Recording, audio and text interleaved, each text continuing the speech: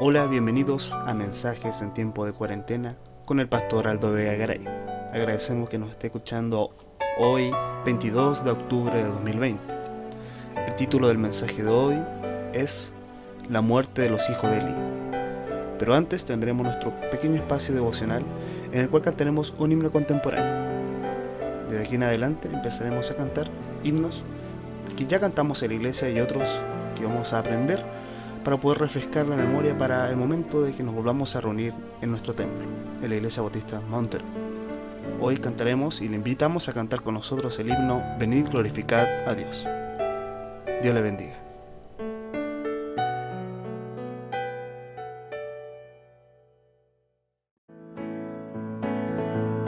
Cantamos al Señor con alegría. Venid, glorificad a Dios el Padre del Señor.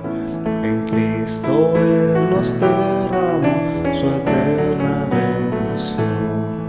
Sin manchas, puros en su luz, nos destinó a ser sus hijos adoptados por la sangre de Jesús. Te daremos la gloria por tu gracia, bondad y amor. Te daremos la gloria, Él es el Salvador.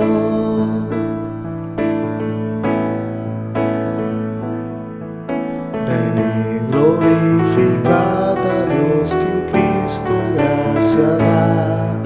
Lavadas nuestras culpas son, tenemos redención.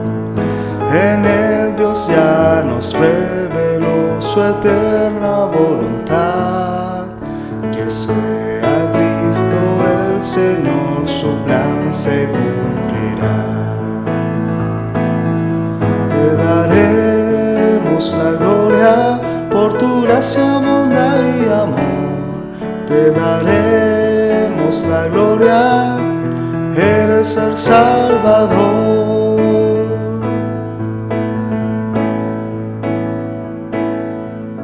Venid, glorificad a Dios, creyentes del Señor.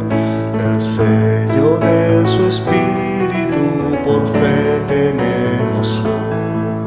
Él garantiza nuestra fe hasta el día final.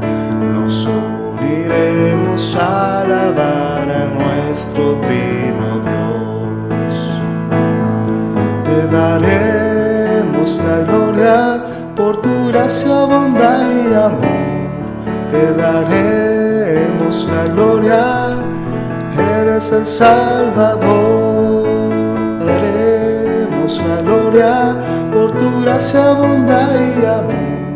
Te daremos la gloria, eres el Salvador. Amén. Hola hermanos, antes que todo quisiera recordarles que este día domingo tenemos que cumplir con nuestro deber cívico. Se nos permitirá entregar nuestro voto para que la constitución que nos rige sea cambiada o permanezca como está. Los cristianos creemos que nuestra elección debe ir de acuerdo a la palabra de Dios. Lamentablemente los que desean cambiar la constitución quieren crear una que en muchos aspectos se opone a la palabra de Dios. Tenemos la responsabilidad de incidir para que nuestro país se mantenga lejos de la impiedad, aunque sea con nuestro humilde voto. No me malinterprete, no apelo por ningún partido en particular, sino para seguir sirviendo al Señor y predicando su palabra. El texto en esta tarde se encuentra en primer libro de Samuel, capítulo 2, versículos 22 al 26. La Biblia dice: Pero Elí era muy viejo y oía de todo lo que sus hijos hacían con todo Israel, y cómo dormían con las mujeres que velaban a la puerta del tabernáculo de reunión. Y les dijo: ¿Por qué hacéis cosas semejantes? Porque yo oigo de todo este pueblo vuestros malos procederes. No, hijos míos, porque no es buena fama lo que yo oigo, pues hacéis pecar al pueblo de Jehová. Si pecare el hombre contra el hombre, los jueces le juzgarán. Mas si alguno pecare contra Jehová, ¿quién rogará por él? Pero ellos no oyeron la voz de su padre, porque Jehová había resuelto hacerlos morir. Y el joven Samuel iba creciendo, y era acepto delante de Dios y delante de los hombres. Quiero hablar esta tarde de la muerte de Ofnis y Finés, los hijos de Elí. La Biblia dice en el verso 25, cuando su padre Elí trató de corregirlos, ellos no oyeron la voz de su padre, porque Jehová había resuelto hacerlos morir. El capítulo 4, el verso número 11 dice, y el arca de Dios fue tomada, y muertos los dos hijos de Elí, Ofnis y Fines. Número 1. Es Dios quien determina la muerte de una persona. Dios determina cuando todos mueren, y lo decidió en la eternidad. Dios gobierna todas las cosas. Eso se aplica a dar la vida, sostenerla y quitarla también. Él obra todas las cosas, incluyendo cuando nacemos y cuando morimos, conforme al consejo de su voluntad. En el libro de los Hechos, capítulo 17, verso 25, dice, ni es honrado por manos de hombres como si necesitase de algo, pues Él es quien da a todos vida y aliento y todas las cosas. O también en el primer libro de Timoteo, capítulo 6, versículo 13, dice, te mando delante de Dios, que da vida a todas las cosas, y de Jesucristo, que dio testimonio de la buena profesión delante de Poncio Pilato. Santiago aplica esta soberanía precisamente al hecho de morir, cuando él dice que en lugar de decir que iremos a tal o cual ciudad para hacer negocio allí y conseguir un beneficio, más bien debería decir, si el Señor quiere, viviremos y haremos esto o aquello. Santiago capítulo 4, versículo 13 al 15. Y luego añade, pero ahora se jactan en sus soberbias, es decir, es soberbio presumir que viviremos un segundo más de lo que Dios quiere que vivamos. El punto es, solo si Dios quiere viviré otro minuto, por lo tanto el Señor decide cuándo moriré. Dios ha establecido nuestros días con gran cuidado y sabiduría. El libro de Job capítulo 14, versículos 5 y 6 dice, ciertamente sus días están determinados, y el número de sus meses está cerca de ti. Le pusiste límites de los cuales no pasará. Si tú lo abandonares, él dejará de ser. Entre tanto deseará como el jornalero su día. Eso significa que los días que Dios nos ha asignado ya están escritos en un libro, están decididos. No hay algunos días extras fuera del libro que se le hayan salido de la mano a Dios. Ana dijo lo mismo en el primer libro de Samuel capítulo 2 versículo 6. Jehová mata y él da vida. Él hace descender al Seol y él hace subir. En otras palabras, la vida y la muerte están en las manos de Dios. Dios es Dios. Él gobierna el mundo y eso incluye el momento de nuestra concepción en el vientre y el tiempo de nuestra muerte. Antes de continuar es necesario que recordemos que el hombre no fue creado para morir, pero la entrada del pecado produjo la muerte. El libro de Romanos capítulo 5 versículo 12 dice, por tanto como el pecado entró en el mundo por un hombre y por el pecado la muerte, así la muerte pasó a todos los hombres por cuanto todos pecaron. El libro de Romanos capítulo 6 versículo 23 agrega, porque la paga del pecado es muerte, mas la dádiva de Dios es vida eterna en Cristo Jesús, Señor nuestro. Al derramar su sangre en la cruz, Jesús tomó sobre sí el castigo que nosotros merecíamos y nos ofreció su justicia. Cuando confiamos en Cristo para nuestra salvación, esencialmente estábamos haciendo un intercambio. Por fe cambiamos nuestro pecado y la pena de muerte que lo acompaña por la justicia y la vida de Cristo. A esto se le llama expiación sustitutiva. Cristo murió en la cruz como nuestro sustituto. Sin Él tendríamos que sufrir la pena de muerte por nuestros pecados. El segundo libro de Corintios, capítulo 5, versículo 21 dice, al que no conoció pecado, por nosotros lo hizo pecado, para que nosotros fuésemos hechos justicia de Dios en Él. Dios desató su ira sobre su Hijo para que nosotros pudiéramos ser librados de nuestro horrible destino. Este es el mensaje central de la cruz y la razón de nuestra esperanza. Dios abandonó a su Hijo para que Él nunca pudiera abandonarnos a nosotros. Morir para la biología es la ausencia de vida en el organismo. Los médicos dicen que cuando cesa el corazón y no existe actividad cerebral, morimos. Para nosotros los que creemos en Dios y en su palabra, la muerte es una separación.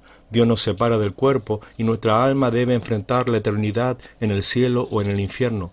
El libro de Eclesiastés capítulo 12, versículo 7 dice, y el polvo vuelva a la tierra como era, y el espíritu vuelva a Dios que lo dio. Morir en Cristo es estar para siempre con el Señor. El libro de Lucas capítulo 23, versículo 43 dice, entonces Jesús le dijo, de cierto te digo que hoy estarás conmigo en el paraíso. El apóstol Pablo se alegra al pensar en su propia muerte, incluso preferiría la muerte y le entristecía tener que seguir viviendo un tiempo más acá en la tierra. Él dijo en el libro de Filipenses capítulo 1, versículo 21 al 24, porque para mí el vivir es Cristo y el morir es ganancia. Mas si el vivir en la carne resulta para mí en beneficio de la obra, no sé entonces qué escoger, porque de ambas cosas estoy puesto en estrecho, teniendo deseo de partir y estar con Cristo, lo cual es muchísimo mejor, pero quedar en la carne es más necesario por causa de vosotros. Pero si aún no eres un cristiano nacido de nuevo, debes tener suficiente sentido común para tener miedo. La muerte va a terminar con todas tus oportunidades para que seas salvo. El libro de Lucas capítulo 16, versículo 19 al 29 dice que había un hombre rico que se vestía de púrpura y de lino fino, y hacía cada día banquete con esplendidez. Había también un mendigo llamado Lázaro que estaba echado a la puerta de aquel, lleno de llagas, y ansiaba saciarse de las migajas que caían de la mesa del rico, y aun los perros venían y le lamían las llagas. Aconteció que murió el mendigo y fue llevado por los ángeles al seno de Abraham, y murió también el rico y fue sepultado. Y en el Hades alzó sus ojos, estando en tormentos, y vio de lejos a Abraham y a Lázaro en su seno. Entonces él, dando voces, dijo: Padre Abraham, ten misericordia de mí, y envía a Lázaro para que moje la punta de su dedo en agua y refresque mi lengua, porque estoy atormentado en esta llama. Pero Abraham le dijo: Hijo, acuérdate que recibiste tus bienes en tu vida, y Lázaro también males, pero ahora éste es consolado aquí, y tú atormentado. Además de todo esto, una gran cima está puesta entre nosotros y vosotros, de manera que los que quisieren pasar de aquí a vosotros no pueden, ni de allá pasar acá. Entonces le dijo: Te ruego, pues, Padre, que le envíes a la casa de mi padre, porque tengo 5 hermanos, para que les testifique, a fin de que no vengan ellos también a este lugar de tormento. Abraham le dijo: A Moisés y a los profetas tienen, óiganlos. Número 2. La maldad acorta la vida. La Biblia dice que los hijos de Elí eran impíos, eran hijos de Belial, o sea, hijos del diablo. Ellos no eran salvos. Además de esto, la Biblia dice que los hijos de Elí no tenían conocimiento de Jehová. Esto no quiere decir que no conocieran acerca de Dios, sino que no tenían una relación personal con el Señor. Aunque participaban del ministerio del Señor, servían a sus propios vientres. Elí era de la familia de Itamar, de la tribu de Leví.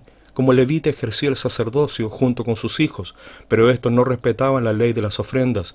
Estos malos levitas abusaban de su derecho exigiendo más de lo que les correspondía y amenazaban a aquellos que se les oponían. Además dormían con las mujeres que velaban a la puerta del tabernáculo de reunión.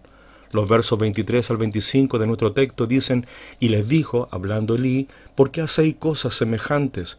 Porque yo oigo de todo este pueblo vuestros malos procederes. No, hijos míos, porque no es buena fama la que yo oigo, pues hacéis pecar al pueblo de Jehová. Si pecare el hombre contra el hombre, los jueces les juzgarán, mas si alguno pecare contra Jehová, ¿quién rogará por él? Pero ellos no oyeron la voz de su padre, porque Jehová había resuelto hacerlos morir. Si fuera una ofensa solo humana, podrían ser juzgados por jueces humanos, pero si es un pecado contra el Señor, ellos no podrán defenderles. Dios les juzgaría por su delito contra el Espíritu, ya que en el tabernáculo y los ritos efectuados allí son cosas sagradas. Este principio aún está vigente hoy. La Iglesia y sus actividades evangelizadoras y sociales son cosas sagradas. El aprovechamiento económico y de otro tipo es algo repudiable que queda al juicio de Dios. Los hijos de Elí veían la angustia de su padre, pero sus corazones endurecidos no se conmovían. Oían sus benignas amonestaciones, pero no se impresionaban. No quisieron cambiar su mal camino cuando fueron amonestados de las consecuencias de su pecado. Los hijos de Elí estaban corrompidos a lo máximo. Ustedes pueden rechazar al Espíritu Santo por solo cierto tiempo. Dios dijo: No contenderá mi espíritu con el hombre para siempre. Libro de Génesis capítulo 6, versículo 3. Llegará la hora cuando Dios ya no hable, entonces no escucharás la predicación ni te arrepentirás. Cuando una persona rechaza a Jesucristo es lo que se conoce como el pecado imperdonable. El libro de Mateo capítulo 12 versículo 31 dice: Por tanto os digo, todo pecado y blasfemia será perdonado a los hombres, mas la blasfemia contra el Espíritu Santo no les será perdonada. Y aunque no mueran físicamente de inmediato, morirán eternamente. El versículo 17 de nuestro texto dice: Tan grave fue su pecado que Dios decidió eliminarlos, cosa que hizo en el campo de batalla en manos de los filisteos cuando estos capturaron el arca de la alianza, el objeto más sagrado de Israel. El libro de Proverbios capítulo 10 versículo 27 dice: El temor de Jehová aumentará los días, mas los años de los impíos serán acortados. El que teme y honra a Dios disfrutará de la bendición de una vida más larga. Los hábitos pecaminosos, la culpa y la ansiedad impía toman todos los años de la vida propia. Los años de los impíos serán acortados. Este es uno de los muchos precios que el malvado debe pagar. El pecado de Judas le llevó a la muerte, lo mismo que el pecado de Coré. Número 3. La vida de un cristiano puede ser acortada. Primero, debido a la justicia del creyente. El libro de Isaías capítulo 57 versículo 1 dice: Perece el justo y no hay quien piense en ello, y los piadosos mueren, y no hay quien entienda que de delante de la aflicción es quitado el justo. Dice la palabra que muchos justos mueren, y no hay quien verdaderamente piense en ello. Nos limitamos a apenarnos y a dudar de la justicia de quien adoramos. No entendemos que de delante de la aflicción, del mal venidero, es quitado el justo. Dios, en su benignidad inigualable, nos hace entrar en su paz eterna y le deja descansar de las aflicciones que le aguardan en la tierra. Segundo, debido al pecado. Hay pecados que son de muerte. El primer libro de Juan, capítulo 5, versículo 16 dice: si alguno viera a su hermano cometer pecado que no sea de muerte, pedirá y Dios le dará vida. Esto es para los que cometen pecado que no sea de muerte. Hay pecado de muerte por el cual yo no digo que se pida. Juan dice que los creyentes pueden cometer un pecado a causa del cual su Padre Celestial los llamará al hogar, es decir, que Él los removerá físicamente de esta vida, porque quizás estén siendo una deshonra para Él. Es un pecado del cual solamente los hijos de Dios pueden ser culpables. Se declara específicamente que es un pecado de un hermano. No se trata de un falso hermano, de un incrédulo, sino más bien de un hermano en la fe. Esto basta para garantizarnos que en este versículo la muerte aludida no es equivalente a la condenación eterna. Las Sagradas Escrituras declaran, pues, muy claramente que Dios concede vida eterna a todos los que creen. Ahora bien, si es la vida eterna, ella no nos puede ser quitada. Si el que tuvo una caída es un hermano o una hermana, él o ella es por consiguiente un hijo o una hija de Dios y posee tal gloriosa condición porque creyó en el nombre del Señor Jesucristo. La Biblia nos enseña también que si somos hijos, estamos bajo la disciplina del Padre. El libro de Hebreos capítulo número 12. Él reprende y castiga a los que ama. Si somos rebeldes, si no honramos al Señor, si no nos examinamos a nosotros mismos, confesando nuestras faltas, puede ser que el Señor nos reprenda, nos discipline y aún nos castigue hasta con la muerte del cuerpo. La Biblia no habla de el pecado de muerte ni de los pecados de muerte, sino simplemente de pecado de muerte. La distinción entre pecado de muerte y pecado no de muerte no es que una ofensa sea peor que otra. Juan escribió que todos somos susceptibles al pecado, pero aunque pecamos, si confesamos nuestros pecados demostrando un espíritu penitente, la sangre de Jesús nos limpia de todo pecado y Cristo aboga por nosotros ante el Padre.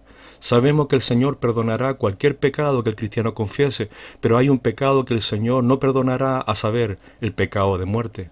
Es simplemente un pecado del cual el cristiano rechaza arrepentirse y el cual no confiesa. No podemos orar a Dios para que perdone a un hermano que no se arrepiente y confiese su error. Esto sería pedir a Dios que haga algo en contra de su propia voluntad. Orar para que Dios perdone a un hermano impenitente no tiene sentido. Por ende, este pecado de muerte es una disposición del corazón, una perversidad de actitud y una indisposición de mente que no reconoce el pecado personal y que rechaza dejarlo. Es cualquier pecado que practicamos. El hombre que reprendido endurece la cerviz, de repente será quebrantado y no habrá para él medicina. El libro de Proverbios capítulo 29, versículo 1. Hay en la palabra de Dios varios casos de pecado que fueron castigados con la muerte del cuerpo. Ejemplo de ello lo tenemos en el primer libro de Corintios capítulo 11. Cuando Jesucristo instituyó la cena, lo hizo después de una comida. Así es como en los primeros días de la iglesia los discípulos partían el pan, tras haber compartido una comida fraternal o ágape. Pero, llevados por la carne, los corintios, en vez de recordar con todo respeto y santidad la persona de su Señor y Salvador, habían llegado al extremo de comer y de beber para satisfacción de la carne, y el apóstol Pablo tuvo que reprenderles. Esto no es comer la cena del Señor, dijo. Primer libro de Corintios 11, 17 al 22. Ellos lo hacían de manera indigna, por eso había enfermos entre ellos y muchos dormían, es decir, habían muerto físicamente. Otro caso es el de primer libro de Corintios capítulo 5. El apóstol Pablo sugiere poner al hermano que anda en pecado en exclusión de la congregación y por ende sea entregado a Satanás para muerte de la carne, a fin de que su espíritu sea salvo en el día del Señor. Primer libro de Corintios capítulo 5, versículo 5. El caso de Ananías y Zafira nos sirve como otra ilustración, el capítulo 5 del libro de los Hechos. Todos mentimos. El apóstol Pedro negó conocer a Jesús. La diferencia con Ananías y su esposa es que no había una actitud de arrepentimiento. Otra manera es cuando los cristianos, sabiendo que están afectando su propio cuerpo, insisten en aquello. El primer libro de Corintios capítulo 3 versículo 17 dice: si alguno destruyere el templo de Dios, Dios le destruirá a él, porque el templo de Dios, el cual sois vosotros, santo es. ¿Cuántas veces por nuestra infidelidad obligamos a Dios a castigarnos? El apóstol Pedro dijo, primer libro de Pedro, capítulo 4, versículo 17, porque es tiempo de que el juicio comience por la casa de Dios, y si primero comienza por nosotros, ¿cuál será el fin de aquellos que no obedecen al Evangelio de Dios? Si no se examina, si desprecia la voz del Padre Celestial cuando le reprende, Dios decide entonces retirarle el privilegio de ser testigo suyo en este mundo. No olvide que Dios no castiga con la muerte física todo pecado que el creyente comete. Caso contrario, todos ya habríamos muerto hace mucho tiempo. Cada creyente es capaz de cometer el pecado de muerte, cualquiera que éste sea según sus circunstancias personales. Usted puede continuar pecando hasta que Dios le remueva del mundo. Esto no significa que todo cristiano que muere ha cometido el pecado de muerte, pero es posible que se produzca este desenlace. Queridos hermanos, que Dios les bendiga grandemente. Un abrazo pastoral.